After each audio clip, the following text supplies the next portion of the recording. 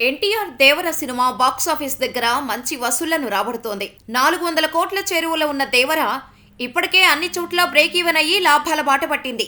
దీంతో tiger fans పండుగ చేసుకుంటున్నారు.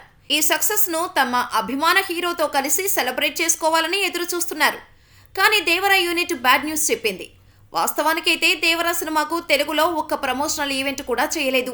కనీసం ఒక ప్రెస్ మీట్ కూడా నిర్వహించలేదు.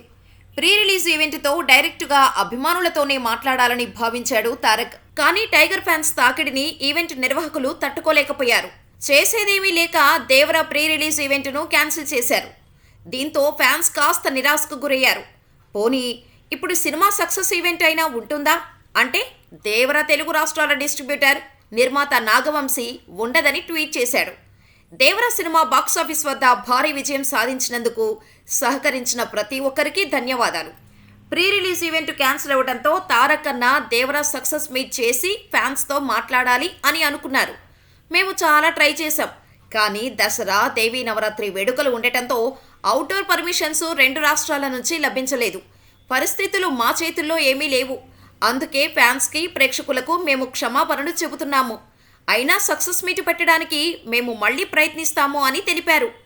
దీంతో నాగవంశీ ట్వీట్ వైరల్ అవ్వగా ఎన్టీఆర్ ఫ్యాన్స్ మాత్రం మరోసారి నిరాశకు గురవుతున్నారు.